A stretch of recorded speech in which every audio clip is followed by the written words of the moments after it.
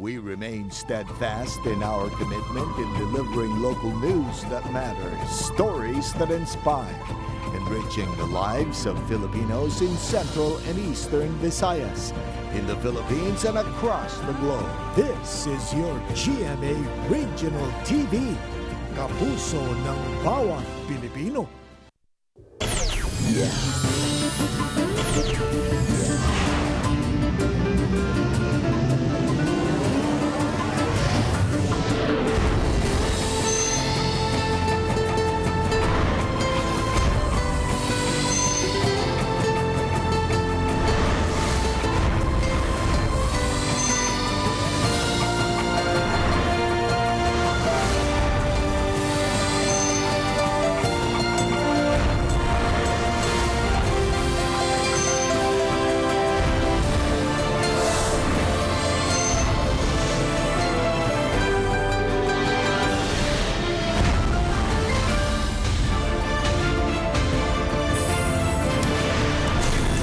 Ang GMA Regional TV Balitang Bisdak.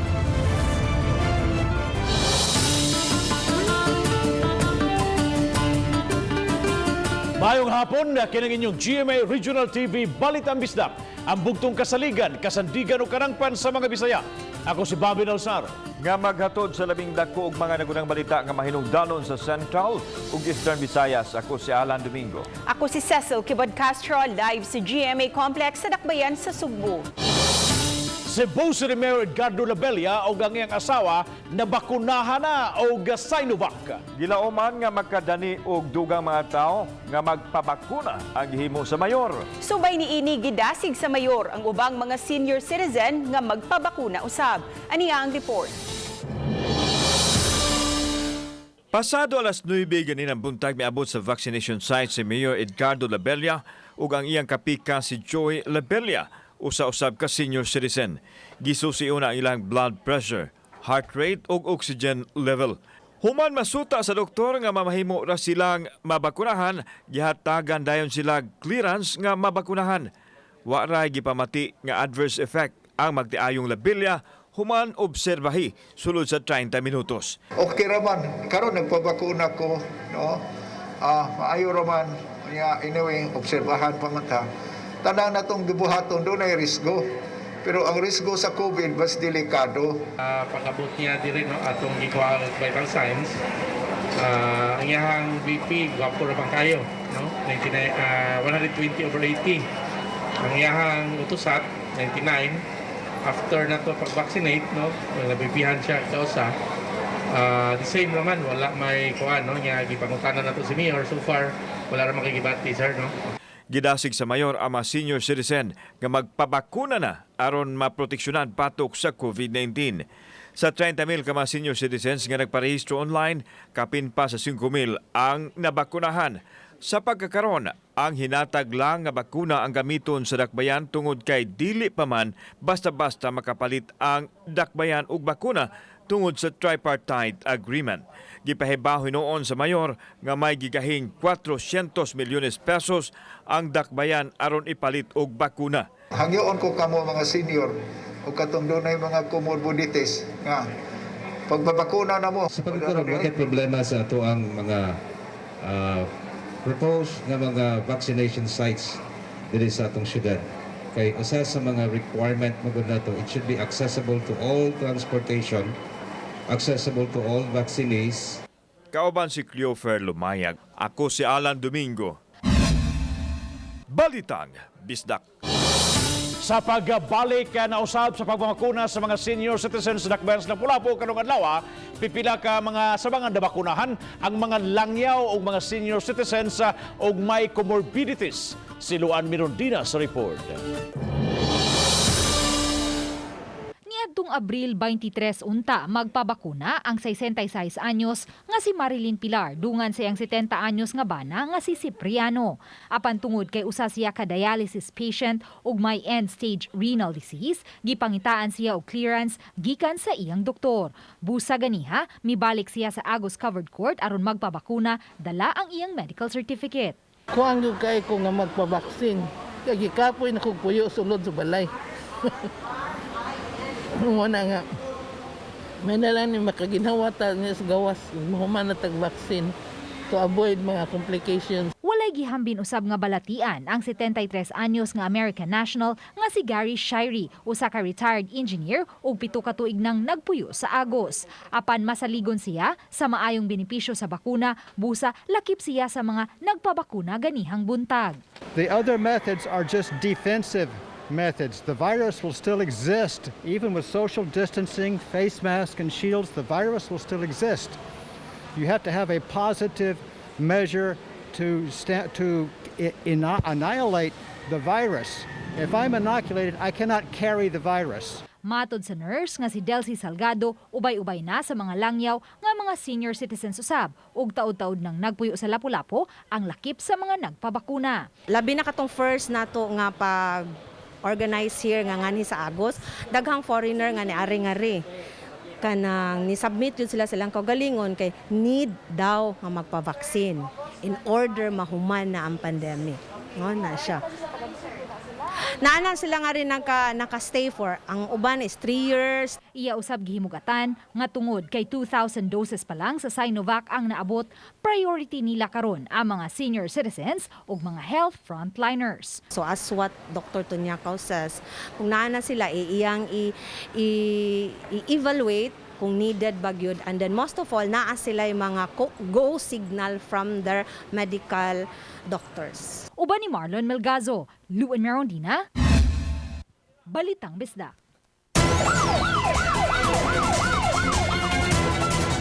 Ani usa ka lalaking nanunggab siyang kanhi hinigugma kay wa pa kuno maka-move on human siya gibuwagan og nakig-ipon og laing lalaki.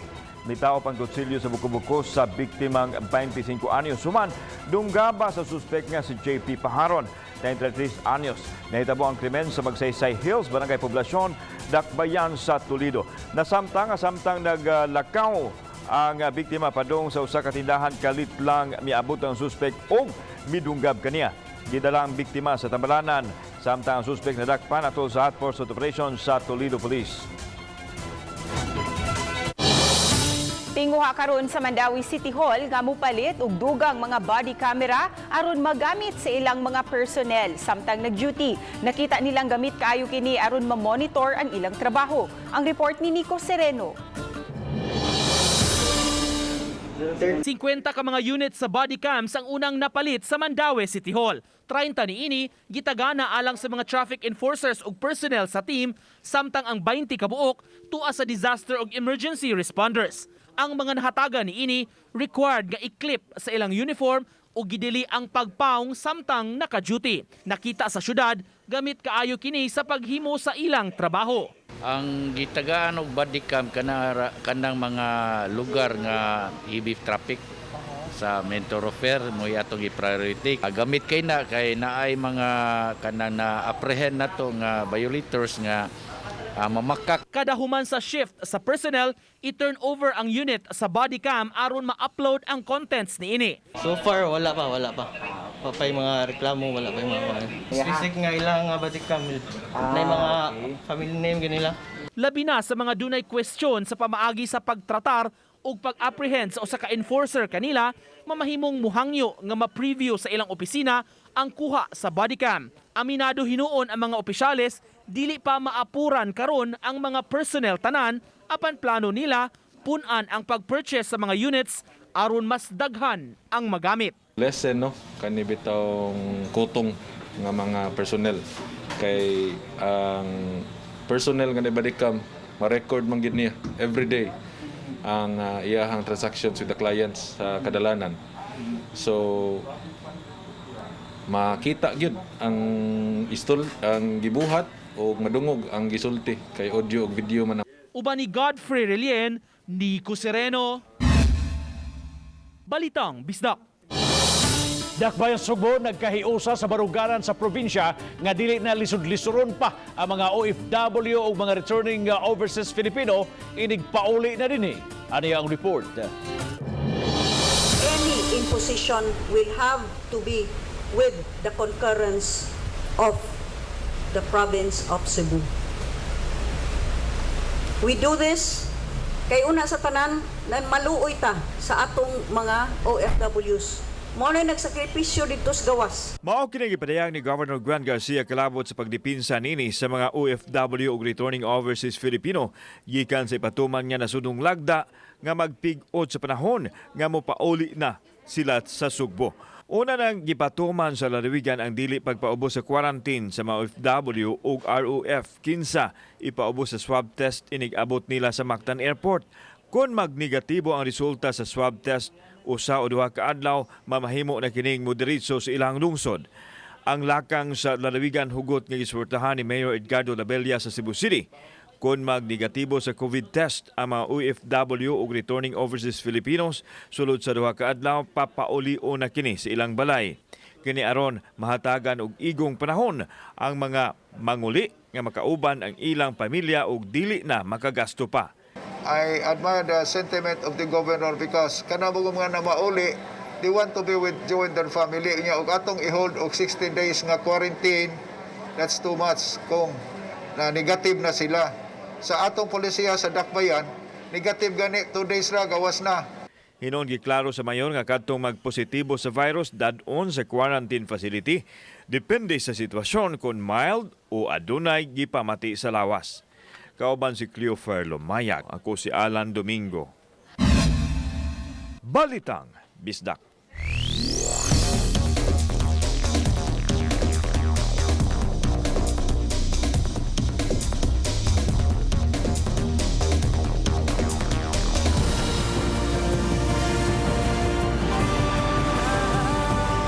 Kini ang GMA Regional TV Balitang Bisdak.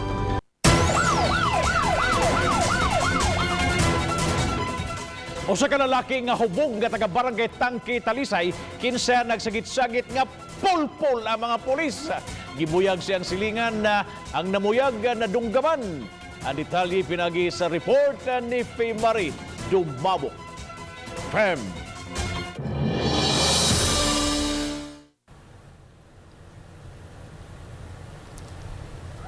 Yes, Bob, nakaangkon og tulo ka mga sama dinunggaban ng biktima sa dagkanang parte sa iyahang lawas, samtang nasikoprosab dahil hinuon ang suspetsado.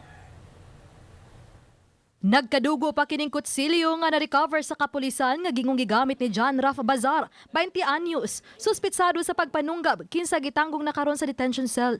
Mato di Police Corporal Eliazar Bilsenia nga sa kahubog ni Bazar, gingong nagsyagit-syagit kini og nang hinaway sa mga pulis. Nigawa sa ilang panimay o nanghagit sa pulis kay ang mga pulis daw isog lang daw kay nay armas niya, mga pulpul daw ang pulis. So, usa ka silingan nila ang nibadlong unya pag badlong nagka-inistriyahay o mga heated arguments. Apan gimakak ni Bazar ang pasangil, matud niya, wa siya manaway og maglagot sa mga pulis. Dugang niya nga gihagit siya sa biktima ug adunay nahitabong dinapatay. Gipakita niya ang iyang pinaakan ug bunog sa naong nga mo'y nakaaghat kaniya pagdunggab sa biktima. Nadala karon sa tambalanan ng biktima. Di na tinuod mamay. Napadong na ko tuga to ba. Siya may nakuan niya tol nangadto ningom siya nga. Rap isog mga karap ara diri gawas rap. Magnawa ko sa kuno na nabuhat to na ako.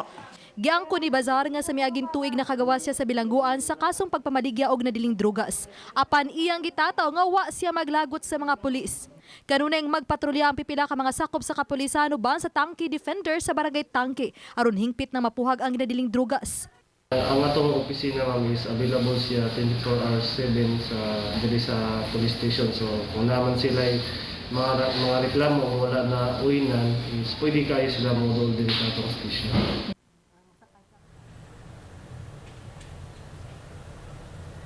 Bob, kasong frustrated homicide ang gipasaka batok sa suspetsado karon lang yung hapon. Hinon gitugaan sa kapulisan nga ana-ana sa luwas nga kahimtang ang biktima. Bob? Dahil salamat, Faye Marie Dumabo ka sa imong live report.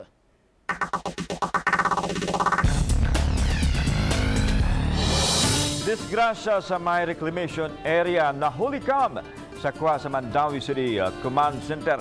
Makita kining usa ka dakong prime mover nga milihay unta gisundan motorsiklo kalit nga nawad-an og control and driver sa ihang truck nga misarasay ug mibangga gyud sa Center Island. Ang disgrasya nahitabo pasado alas 2 sa kadlawon. Gibalik usab karong adlaw ang pamakuna kontra COVID-19 sa Mandawi City. Samtang usa ka frontliner nga nakakumpleto na sa duha ka mga doses sa vaccine misaysay sa iyang kasinatian. Dihang nagka-COVID siya human gayud mabakunahi. Ani ang report ni Nico Sereno. Sa pag-resume sa vaccination, gipadayon ang pagpamakuna sa mga senior citizens. By schedule ang gisubay, base sa gihatag nga appointment sa tagsa-tagsa ka mga barangay. Sa plano sa Mandawi City, mga 400 ngadto sa 500 ka mga tao ang iakomodar matag adlaw. Ang local government nag-hire man siya additional nurses and doctors. Ang atuas ang DOH nag-deploy siya additional staff nga mga nurses sa atua. So, andam na actually ang Mandawi City para sa kanang hinaghan na unya nga pamakuna. 1,600 ka doses sa Sinovac ang nadawat sa Mandawi pagka-weekend. 1,000 niini gitagana sa first dose sa mga senior citizens, samtang 600 sa second dose na sa mga medical frontliners. Ang first dose na mo Tuesday, Wednesday, and Friday. Ang second dose karong Thursday, next week Monday and Tuesday. Gikonsidera sa health frontliner nga si Ernesto dakong tabang alang kaniya ang bakuna kontra COVID-19. Cashier siya sa Mandawi City Hospital, kansang mga staff lakip sa unang na-prioritize sa vaccination. Nakumpleto na siya sa bakuna, first dose pagka Marso 11 ug second dose Abril 8. Pipila ka adlaw lang humani ana nakasinati siya og sintomas sa COVID na wala ang iyang sense of taste and smell. Sa iyang pagpatest, nagpositibo gyud siya sa sakit. May mga comorbidities sab siya ug nagpasalamat nga wala nagka-severe COVID. Diabetes ug hypertension. So pagkuan ko wala man gyud gipamati, o man gyud. Mao ra gyud nya. Pagka positive nako, Friday sa gabi giadto ko gi-lockdown.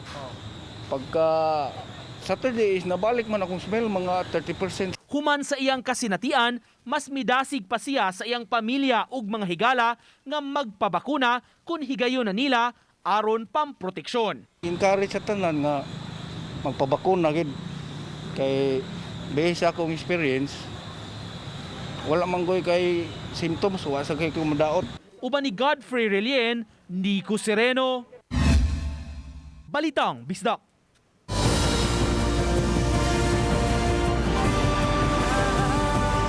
Kini ang GMA Regional TV Balitang Bisdak.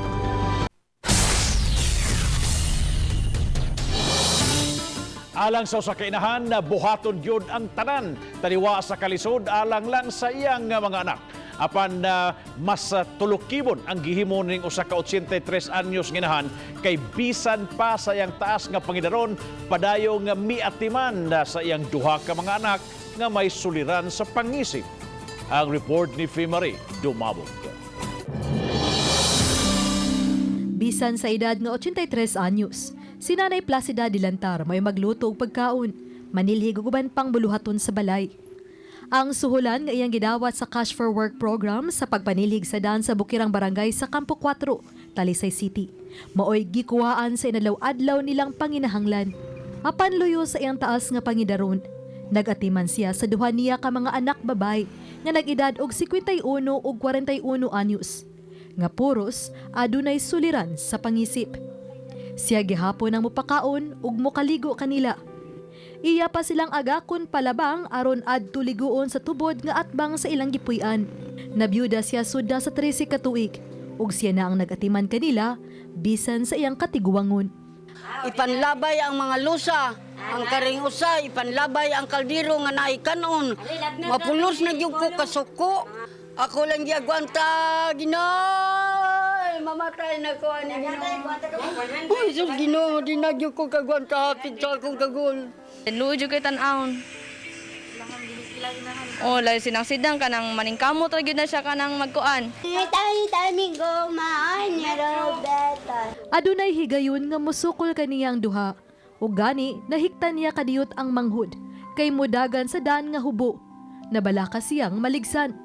Ang matagadlo nga pagatiman nining duha niya ka mga anak, kalbaryo man alang ka Nanay Placida, apanwa kaniya igsapayan, kay alang kaniya mas dako pa iyang gugma kaysa iyahang kasakit nga nabatyagan. Anak yun, Anak ginako ang akong gugma. Bisag hapit na ko patyon sa kasuko, pero anak ginako, mubalik gid ang akong kaluoy sa akong anak. Hello, boy, love. Except stepmother. Motherhin man siya. Apan taliwa sa kawadon, andam gihapon mo paambit si Nanay Placida kung adunay madawat nga grasya. Ay manghihatagon mo sana siya. Makadana siya dito sa eskwelahan og pagkaon daghan. Iya kung hapitan dire ingon iri okay daghan ka iri. Abagan usab sila si Nanay Placida sa iyang mga silingan ug mga opisyal sa barangay sa ilang panginahanglan. Matag karon og unya. Basig kaluyan nga among hangyoon pinaagi sa among kugihang kapitan ug opisyalis nga basig mahatagan og GO nga matuyok-tuyok kay dili man namo kontrolado ang gidaghanon sa tao. May hinabang man tuod siyang madawat, apan naghangyo siya nga mahatagan og permanenteng panginabuhian aron kakuhaan sa ilang inadlaw nga panginahanglan, inay nga magsalig sa uban. Hangtod badapan niya ang pag-atiman sa iyang mga anak. Andam siyang mag-antos, alang lang kanila. Uban ni John Solon. Ako si Fe Marie Dumabuk. Balitang Bisdak. Lapu-Lapu City Mayor Junard Ahong Chan lakip sa nanawagan sa Interagency Task Force kung IATF nga minusa na ang quarantine period sa mga Pinoy abroad nga buot muuli sa nasod. Una nini mipada og SWAT hangyo si Chan sa DOH nga tugkutan ang mga fully vaccinated nga mga langyaw nga makasulod sa dakbayan. Si Luan Merondina sa report. Kalabay mga simana, sunod-sunod nga nag-single digit ang mga natalang bagong kaso sa COVID-19 sa Lapu-Lapu City. May pipila ka adlaw nga nag-double digit ang mga kaso apan wa makaabot sa 20 ka mga kaso. Kini ang usa sa mga gihimugatang basihan ni Mayor Junard Ahong Chan nganong angayan ng minusan ang quarantine period sa mga Pinoy abroad nga buot mauli sa Sugbo. Sama kang Governor Gwen Garcia, pabor si Chan nga dili inahuwaton ang 7 ka adlaw nga quarantine period kung makapresentar na og negative RT-PCR test result ang mga OFW o returning overseas Filipinos 72 hours sa ilang pag-abot agi sa Mactan, Cebu International Airport. Alang sa mayor, dili na kinahanglanon pa ang taas nga quarantine period alang sa mga Pinoy abroad nga buot muuli sa nasod. Gawas nga sagad kanila mga fully vaccinated na, usa ka tuig na usab kitang nakigkumbate batok COVID-19. Busa, educated na ang tanan, kabahin niini. Because kita mismo as an LGU, especially na ata diri na ato ang airport, kita'y nakibaw sa sitwasyon. No, lahi ang atong sitwasyon sa Cebu ug ang sitwasyon sa Manila. Una nang nakapadaog suwat hangyo si Chan kang DOH Secretary Francisco Duque aron tugutan ang mga langyaw nga fully vaccinated nga makasulod sa dakbayan isip mga turista. Apan hangtod karon wala pay tubag nga nadawat si Chan gikan sa DOH. Mo na atong gimitingan with the stakeholders na to sa atong mga sa atong mga hotels and resort nga atong ibabol ang mga turista nga musud sa atoang. Niadtong Mayo 1, gitugutan na sa IATF ang pipila ka mga langyaw nga naghupot og special visa nga makasulod sa nasod apan mag-agigihapon sa 7 ka adlaw nga quarantine period samtang magpaabot sa resulta sa swab test. Uban ni Marlon Melgaso, Luan Merondina, Balitang Bisdak. Sa silingang lalawigan sa Negros Oriental, gitun-an karon sa Provincial Interagency Task Force ang pagpailaom sa mas hugot nga quarantine status subay sa paspas nga pagsaka sa mga kaso sa lalawigan. Usa sa rason nga gitan-aw sa Provincial IATF ang pagkapuno sa mga COVID ward ug sa mga isolation facility sa dagkong mga tambalanan sa Dumaguete City. Adunay usa ka gatos ka mga hospital beds ang Negros Oriental Provincial Hospital alang sa mga COVID patients. Mato ni Dr. Lilan Estacion, tigpamaba og Assistant Provincial Health Officer, nga katulang mga pasyente nga adunay mild to severe symptoms ang gipahiluna sa Negros Oriental Provincial Hospital. Samtang ang mga asymptomatic gibutang sa Tent City nga nahimutang sa likod nga bahin sa Provincial General Services Office. Napuno-puno na usab ang pipila ka mga dagko ug mga pribadong tambalanan sa Dumaguete City. Sa case bulletin sa Department of Health 7 kagahapong adlaw, adunay natala nga 468 ka mga active cases sa Negros Oriental. Wala hinuoy mga bag-ong kaso. Sa 11 kalambuan sa COVID-19, 27 na lang ang bag-o mga kaso nga natala sa DOH-7 kagahapon, ang 10 mubo nga natala sukad ni atong Marso sa tibuok rehiyon 7. 4,054 na lang ang active cases. Tagsarasab ka digit ang natala mga bag-ong kaso sa mga lalawigan ug mga highly urbanized cities. Sa Cebu City, siyam ang naduga nga bag-ong kaso sa total 819 cases. 5 lang ang napuno sa kinatibuk-an nga 541 active cases sa Lapu-Lapu City. Samtang tulo usab ang bag-ong kaso sa 398 ka-active cases sa Mandaue City. Sa mga lalawigan sa Central Visayas, ang Bohol ang dunay labing taas nga natalang kaso nga miabot og 1,044. Apan usa lang ang bag-ong nagpositibo.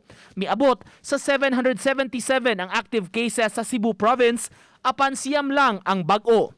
Sa Negros Oriental, 468 ang aktibong mga kaso ug walay napuno nga nagpositibo. 7 na lang sab ang active cases sa Siquijor ug walay bag-ong kaso.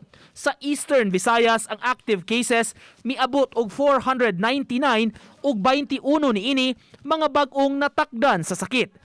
Karong adlaw, miabot na sa 1,067,892 ang total cases sa COVID-19 sa nasod.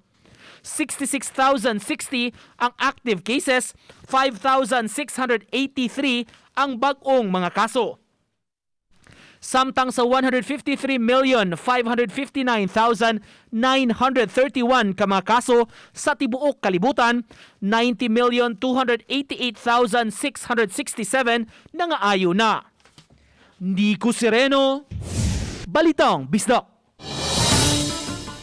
Ginagsa sa mga senior citizens ang pagbalik sa COVID-19 vaccine rollout sa dakbayan sa Talisay.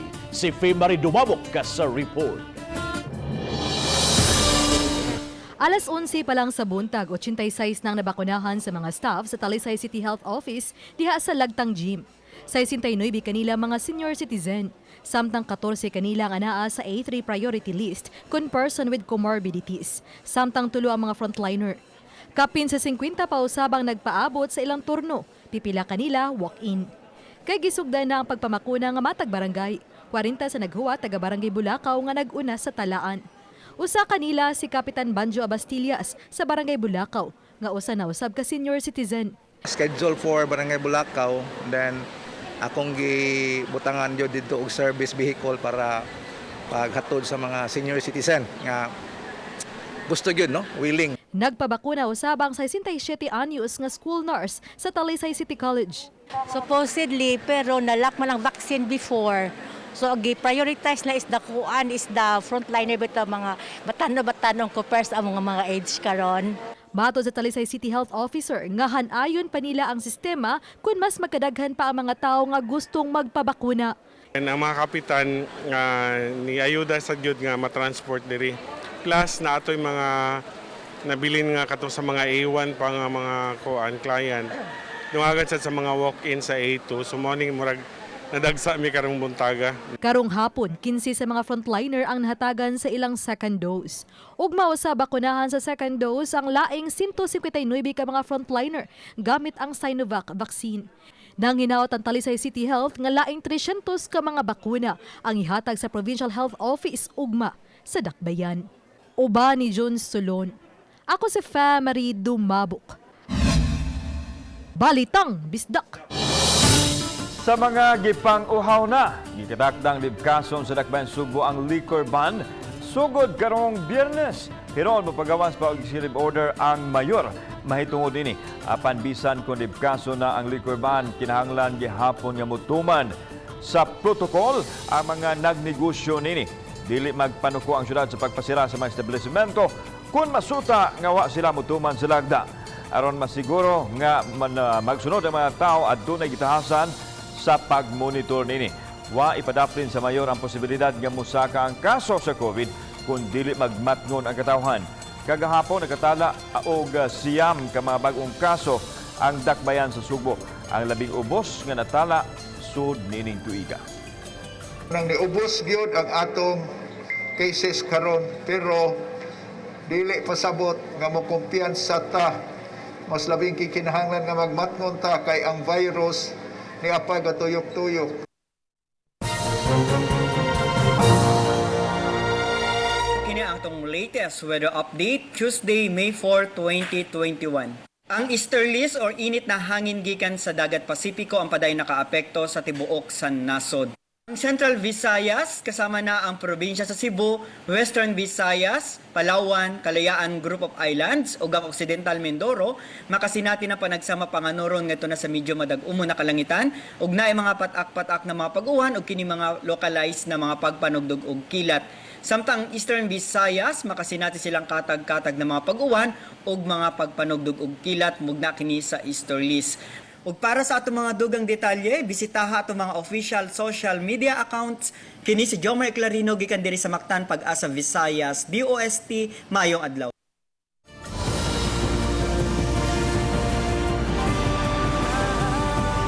Kini ang GMA Regional TV Balitang Disda.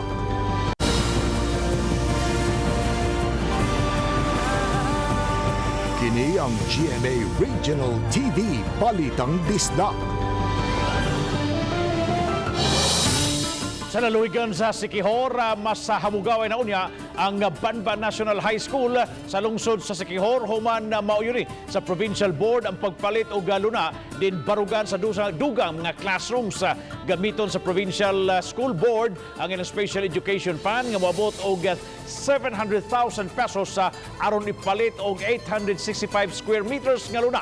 Mato ni Dr. Neri Cuastro, Schools Division Superintendent sa Siquijor, nga gamay lang nga kayo ang luna sa mga public school sa Siquijor. Ang palitong luna gipaabot nga maghatag og gamay kahamugaway sa mga pampublikong tunghaan. Ani ay linahi nga pang-hashtag spread kindness sagad karon nauso ang mga community pantry apan kining gihimo sa Mary Help of All Christians Parish sa Barangay Buhisan sa Dakbayan sa Subo. Lahi nining higayuna ang gihatagan og kalipay sa parokya uban sa pag-abag sa mga parokyano.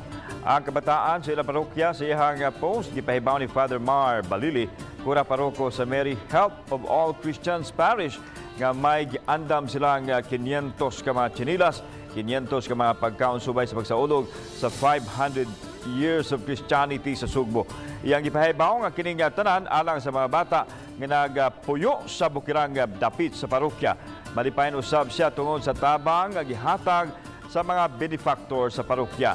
Aduna hinuoy mga pulis nga gabantay o mipasayon aron mapabilin nga mahasubay ang health protocol.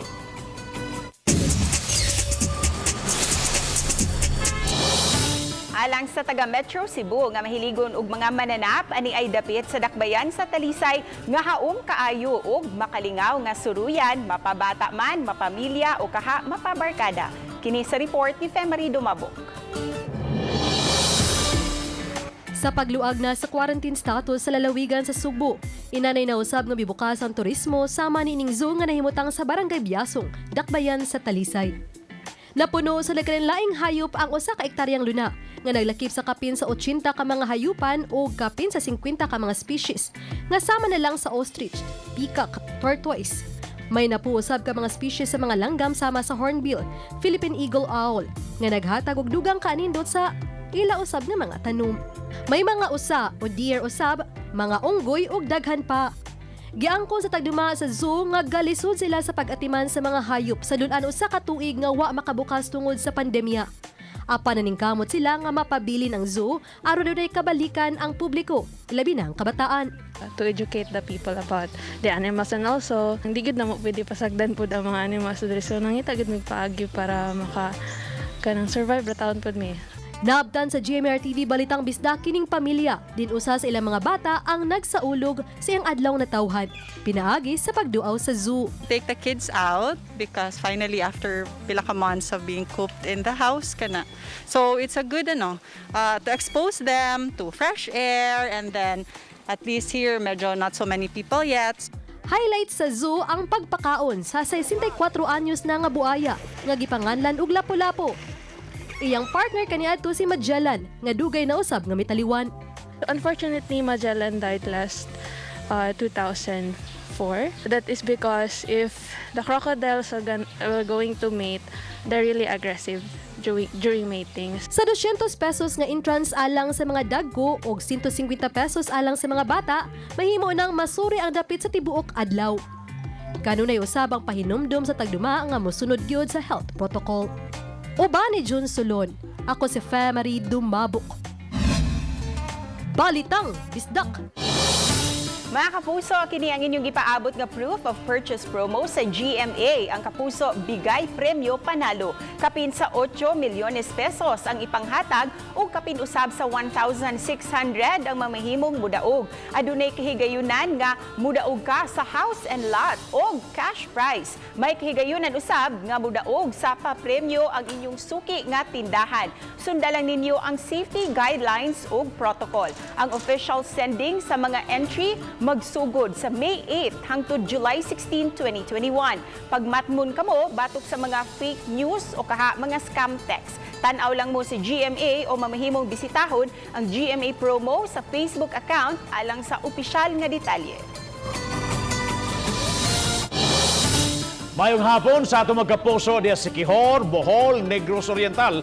Labi na sa Dumaguete ha, kay nakita na ta sa Channel 5 Dumaguete sa Leyte o gingon man sa Hilongos o sa Maasin City, sa Giwan, Eastern Samar o sa atong mga international viewers. Amping mo kanunay mga kapuso. Ug mga kapuso, inyong makita kining maong episode sa official website sa GMA Regional TV sa www.gmaregionaltv.com. Bisitaha usab ang atong official YouTube channel GMA Regional TV ug i-click ang subscribe button alang sa mga init ug nagunang mga balita ug kasayuran gikan sa mga rehiyon. Daghang salamat sa mga kapuso nato. Apil na ang nasa gawas sa nasod nga nakisayon sa mga dagko ug mga nagunang balita sa rehiyon. Ako si Alan Domingo. Ugika namong tanan dinhi sa Central ug Eastern Visayas. Ako si Cecil Kibon Castro. Ang inyong balita nga among balita kay matag lokal nga balita mahinungdanon kining inyong GMA Regional TV Balitang Bisdak. Buong puso para sa Pilipino. Ako si Bambi Nalsaro ug mahayong hapon mga kapuso.